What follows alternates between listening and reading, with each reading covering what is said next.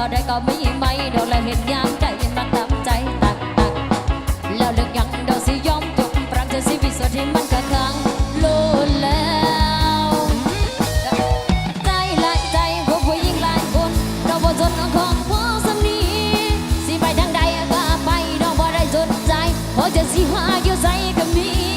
ก็ตั้งแต่เมื่อที่ไอ้ทิมป้าน้องก็อยากบอกว่าน้องสบายใจดีก็แค่พอใจสัวลายใจแบบนี้โอ้ยบ่เงินจากเป็นบ่ที่เขาทิมป้าบ่ต้องมาขอคืนดีหัวใจตรงนี้มาเจอแล้วเสิร์ชไปหาคนใหม่น้องบ่ได้อยากเป็นควายสิไปทางใดก็ไปบ่ต้องมาขอร้องขอความเป็นใจจากน้องให้กลับคืนไปสบายบ่อยากเป่ากับคนใจอะไรคนบ่จริงใจมันเสียเวลาก็แค่พอใจหลายใจพวกผู้หญิงหลายคนน้องบ่จนของพ่อสำนีสิไปทางใดก็ไปน้องบ่ได้สนใจเพราะจะสิหาอยู่ใส่ก็มีก็ตั้งแต่เมื่อที่ไอ้ดิมป้าน้องก็อยากบอกว่าน้องสบายใจดีก็แค่พอใจสัวลายใจแบบนี้โอ้ยบ่เงินจากเป็น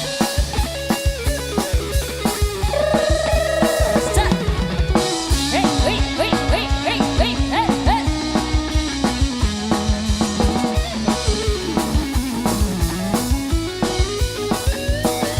บ่อย่าเว้ากับคนใจร้ายคนบ่จริงใจมันเสียเวลา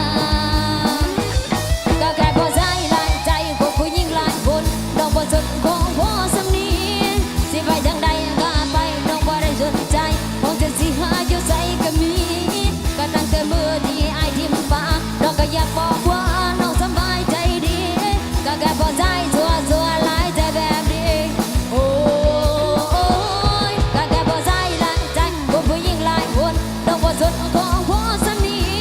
สิไปทางใดก็ไปน้องบ่ได้สนใจคงจะสิหาอยู่ใส่ก็มีก็ตั้งแต่เมื่อที่ไอ้ทิมป้าน้องก็อยากบอกว่าน้องสบายใจดีก็แค่พอใจสัวลายใจแบบนี้โอ้ยบ่เกินจากนิด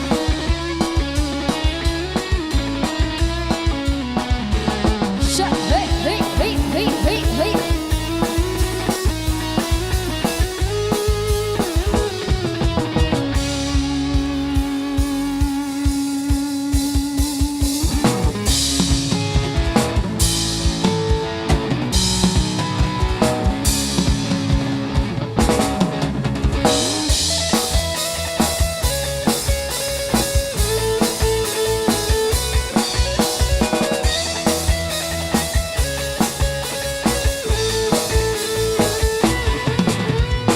ชื่นใจแค่ได้ดูคำรักที่คุณบอก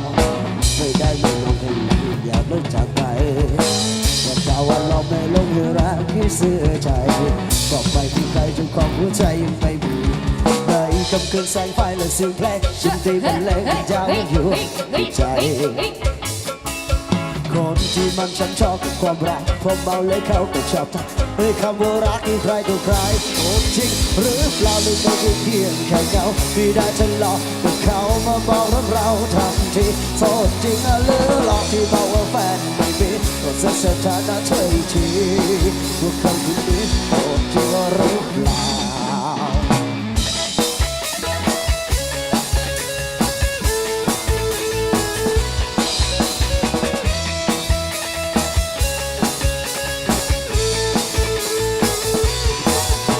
ในค่ำคืนแสงไฟและเสียงเพลงมันตีมันไล่มันยาวอยู่ที่ใจ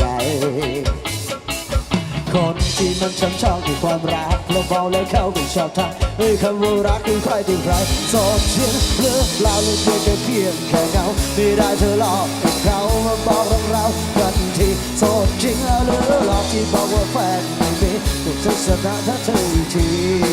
ว่าเขาคนนี้โสดจริงหรือเปล่า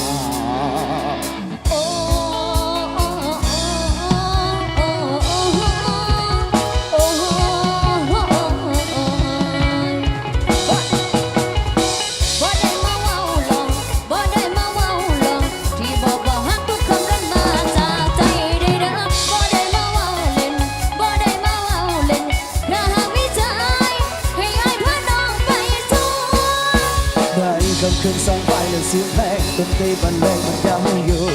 ใจ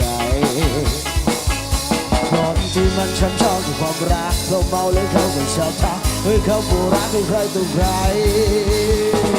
โสดจริงหรือเปล่าไม่ใช่ว่าเพียงแค่เงาไม่ใช่ที่ลองกับเขามาบอกรักเขาทันทีโสดจริงหรือลองที่บอกว่าแฟนไม่มีหัวใจเธอนั้นเธอดี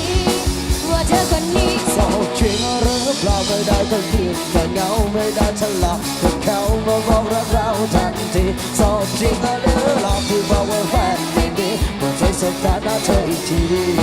ดูเขา